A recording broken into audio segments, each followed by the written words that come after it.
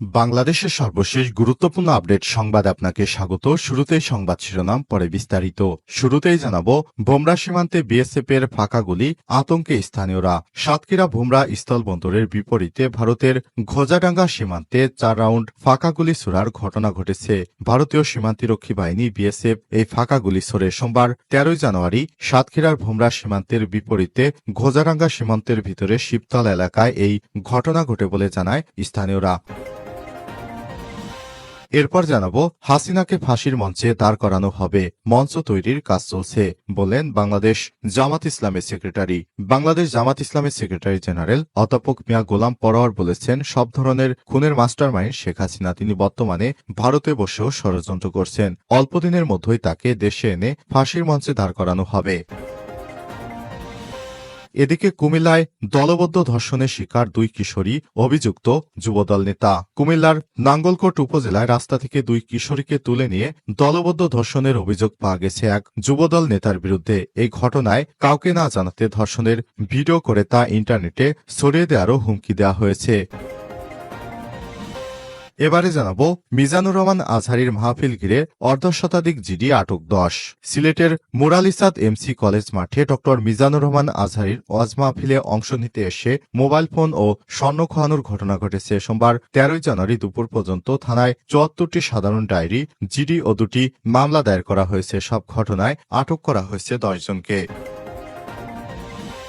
এদিকে বিমানবন্দর এবং এয়ারলাইন্সগুলোকে বিশেষ নির্দেশনা জারি। চীনসহ বিশ্বের বিভিন্ন দেশে আতঙ্ক ছড়ানো হিউম্যান নিউমো ভাইরাস HMPV বাংলাদেশেও শনাক্ত হয়েছে অবস্থায় ভাইরাসটি নিয়ন্ত্রণে বিশেষ সতর্কতা জারি করেছে হজরত শাহজালাল আন্তর্জাতিক বিমানবন্দর কর্তৃপক্ষ।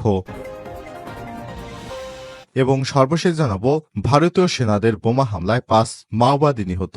মাওবাদী বিদ্রোহীদের দমনে দীর্ঘদিন ধরে চেষ্টা চালিয়ে যাচ্ছে ভারতীয় সেনাবাহিনী। এর অংশ হিসেবে ছত্তিশগড়ের বিজাপুর জেলায় গভীর জঙ্গলে অভিযান চালিয়েছে তারা। দুপক্ষের মতো বন্দুকযুদ্ধের ঘটনায় নিহত হয়েছে 5 মাওবাদী বিদ্রোহী। প্রিয় দর্শক, এতক্ষণ শুনছিলেন সংবাদ শিরোনাম, এবারে বিস্তারিত। তবে তার আগে বন্ধুরা, অনুরোধ থাকবে সংবাদটিতে একটি লাইক দিন। এই চ্যানেলে আপনি নতুন হয়ে থাকলে আমাদের সংবাদটি দেখতে দেখতে চ্যানেলটি সাবস্ক্রাইব করে রাখুন, যাতে করে বন্ধুরা আমাদের পরবর্তী লেটেস্ট আপডেট সংবাদগুলো সবার আগে আপনার কাছে পৌঁছে যায়। কমেন্ট করে আপনার মূল্যবান মতামত জানিয়ে দিন আপনি বিশ্বের কোন দেশ থেকে বা বাংলাদেশের কোন স্থান থেকে আমাদের সংবাদটি দেখছেন এবং শুনছেন। ভোমরা সীমান্তে বিএসএফ এর ফাঁকা গুলি, আতঙ্কে স্থানীয়রা। সাতক্ষীরা ভোমরা স্থলবন্দরের বিপরীতে ভারতের ঘোজাডাঙ্গা সীমান্তে 4 রাউন্ড ফাঁকা গুলি ছুড়েছে ভারতীয় সীমান্তরক্ষী বাহিনী বিএসএফ। সোমবার 13 জানুয়ারি ভোররাতে সাতক্ষীরার ভোমরা সীমান্তের বিপরীতে ঘোজাডাঙ্গা সীমান্তের ভেতরে শিবতলা এলাকায় এই ঘটনা ঘটে বলে জানান স্থানীয়রা। সাতক্ষীরা 33 বিজিবির সহকারী পরিচালক মাসুদ রানা জানান, এটা ভারতের অভ্যন্তরীণ বিষয়। গুলির ঘটনার সঙ্গে সাতক্ষীরা সীমান্তের কোনো সম্পর্ক নেই। ভোমরা গ্রামের বাসিন্দা লুৎফর রহমান জানান, ভারতীয় সময় সোমবার ভোর 5টার দিকে ঘোজাডাঙ্গা সীমান্তে এই ঘটনা ঘটে। ভোমরা গ্রামের বাসিন্দা সীমান্তে টহলে থাকা বিজিবির সদস্যরাও বিষয়টি নিশ্চিত করেছেন। নাম প্রকাশ না করার সত্ত্বে তারা জানান, বিএসএফ 4 রাউন্ড ফাঁকা গুলি ছুড়েছে। এটি মূলত সাউন্ড গ্রেনেডের গুলি। এই ঘটনায় পতাকা বৈঠকের সম্ভাবনা রয়েছে বলে বিজিবির সূত্র থেকে জানা গেছে। প্রসঙ্গত, ভোমরার লক্ষ্মীদারি সীমান্ত এলাকায় নজরুল ইসলাম ও নাজমুল হোসেন নামে 2 ব্যক্তি শনিবার বিকেলে নিজেদের জমি চাষাবাদ করতে গেলে বাধা দেয় বিএসএফ এর সদস্যরা। এ নিয়ে রোববার 13 জানুয়ারি দুপুরে ব্যাটালিয়ন পর্যায়ের পতাকা বৈঠক করে বিজিবি এবং বিএসএফ। আগামী 15 জানুয়ারি পর্যন্ত সার্ভেয়ার নিয়ে 2 পক্ষই বৈঠকে বসবে বলে জানায় বিজিবি 33 ব্যাটালিয়নের অধিনায়ক লেফটেন্যান্ট কর্নেল আশরাফুল হক। খুলনার বিজিবির সেক্টর কমান্ডার কর্নেল মোহাম্মদ মেহেদী হাসান চৌধুরী জানান, গুলি বা সাউন্ড যেটি হোক না কেন ভারতের অভ্যন্তরে ঘটেছে। তবে রেগুলার রুটিন ওয়ার্ক হিসেবে বিজিবি বিএসএফ এর কাছে ঘটনা সম্পর্কে জানতে চাইলে বিএসএফ জানায়, চোরা কারবারি দেখে তাদের নিবৃত্ত করতেই ভারতের 300 গজের ভিতরে বিএসএফ এমনটি ঘটিয়েছে। তবে বিজিবি সবসময় সীমান্তে অতন্দ্র প্রহরী হিসেবে কাজ করছে। সুতরাং জনগণকে ভয় না পাওয়ার আহ্বান জানিয়েছে বিজিবির সদস্যরা। হাসিনাকে ফাঁসির মঞ্চে দাঁড় করানো হবে বললেন মঞ্চ তৈরির প্রস্তুতি চলছে জামাতের সেক্রেটারি। বাংলাদেশ জামাত ইসলামের সেক্রেটারি জেনারেল অধ্যাপক মিয়া গোলাম পরোয়ার বলেছেন, সব ধরনের খুনের মাস্টারমাইন্ড শেখ হাসিনা। তিনি বর্তমানে ভারতে বসেও ষড়যন্ত্র করছেন। অল্প দিনের মধ্যেই তাকে দেশে এনে ফাঁসির মঞ্চে দাঁড় করানো হবে। এখন মঞ্চ তৈরির প্রস্তুতি চলছে। সোমবার 13 জানুয়ারি বিকেলে মাদারীপুর জেলায় কর্মী সম্মেলনে প্রধান অতিথির বক্তব্যে তিনি এসব কথা বলেছেন। অধ্যাপক মিয়া গোলাম পরোয়ার বলেন, অন্তর্বর্তীকালীন সরকারের প্রধান উপদেষ্টাকে অনুরোধ করব, দ্রুত নির্বাচনের একটা রোডম্যাপ ঘোষণা করুন।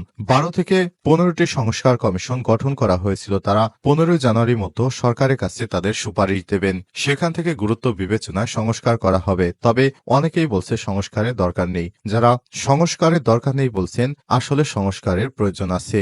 সেটা ঠিক হবে না যে সংস্কারের দরকার নেই। সংস্কার না হলে সেই হাসিনা মার্কা নির্বাচন আবারও হবে। তাহলে এত রক্ত বিফলে যাবে। তাই নির্বাচন, পুলিশ বাহিনী, সংবিধান, জুডিশিয়ালি এসব সংস্কার করে নির্বাচনের রোডম্যাপ নিন। তাহলে আপনাদের উপর আস্থা আরও বাড়বে। শেখ হাসিনার আমলে বাংলাদেশ জামাত ইসলামের নেতাকর্মীদের খুন, গুম, হত্যার বিচার দাবি করে তিনি বলেছেন, জামাতের অনেক নেতাকর্মীদের ফাঁসিতে ঝুলে হত্যা করেছে হাসিনা। এখন তার জন্য ফাঁসির মঞ্চ প্রস্তুত করা হচ্ছে। তিনি যে মানবতা বিরোধী জঘন্য অপরাধ করেছেন তাকে আর কেউ বাঁচাতে পারবে না। ফাঁসির দড়িতে ঝুলতেই হবে হাসিনাকে। কোনো ধরনের ষড়যন্ত্র রেহাই দিতে পারবে না হাসিনাকে।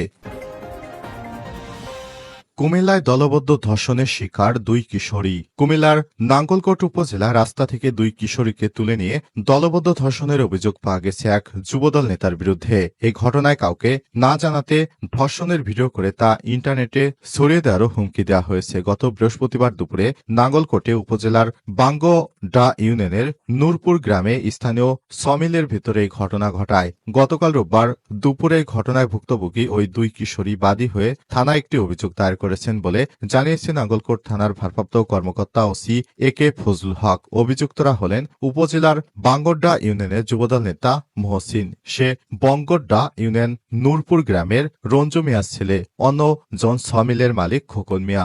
বাকিদের পরিচয় এখনো নিশ্চিত করতে পারেনি ওই 2 কিশোরী। ভুক্তভোগী 2 নারী জানান, আমাদের উপর 10 থেকে 12 জন মিলে একটি সমিলে দলবদ্ধ ধর্ষণ করেছে।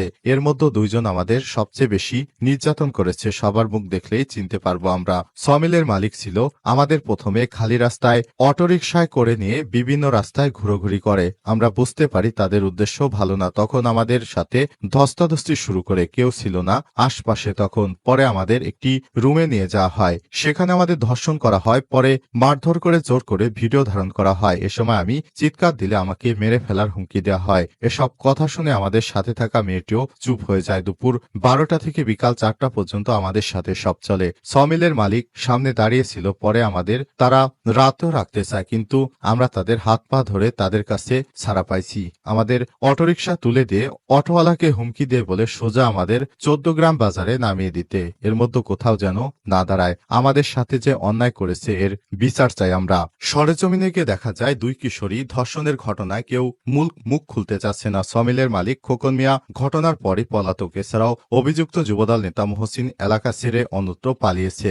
নাঙ্গলকোট উপজেলা যুবদলের আহ্বায়ক মনিরুল ইসলাম জানান, বিষয়টি আমি শুনেছি। তবে কেউ যদি দলের নাম ব্যবহার করে সব অপকর্ম করে আমরা তার দায়ভার নিব। অপরাধীকে অবশ্যই আইনের আওতায় আনা হোক। নাঙ্গলকোট থানার ওসি একে ফজলুল হক বলেন, 2 কিশোরী থানা পুলিশ হেফাজতে রয়েছে। আমরা তাদের কাছে ঘটনা জানতে চাচ্ছি। বিস্তারিত পরে বলবো। আজহারের মাহফিল ঘিরে অর্ধশতাধিক জিডি আটক 10। সিলেটের মুরারিচাঁদ এমসি কলেজ মাঠে ড মিজানুর রহমান আজহারীর ওয়াজ মাহফিলে অংশ নিতে এসে মোবাইল ফোন স্বর্ণ খোয়ানোর ঘটনা ঘটে। সোমবার 13 জানুয়ারি দুপুর পর্যন্ত থানায় 74টি সাধারণ জিডি অর্থাৎ ডায়েরি করা হয়। 2টি মামলা করা হয়েছে।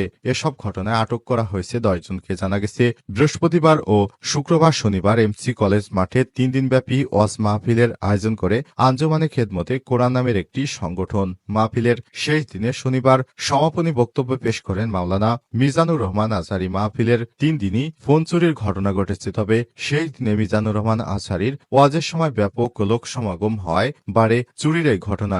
শেষ দিনে শতাধিক ব্যক্তি মোবাইল চুরির অভিযোগ করেছেন। এ বিষয়ে সিলেট মহানগরের অতিরিক্ত গণমাধ্যম মোহাম্মদ সাইফুল ইসলাম বলেন, মাহফিলের শেষ দিনে ফোন খোয়া যার অভিযোগ সবচেয়ে বেশি এসেছে। সব অভিযোগে পর্যন্ত 74টি জিডি ও 2টি চুরির মামলা করা হয়েছে। আরও অনেকেই জিডি করার জন্য আসছেন। তিনি বলেন, চুরির এই ঘটনায় আমরা 10 জনকে আটক করেছি। তাদের জিজ্ঞাসাবাদ চলছে। তাদের কাছ থেকে নতুন কোনো তথ্য পাওয়া যায় কিনা এ বিষয়ে পরে আপনাদের জানানো হবে।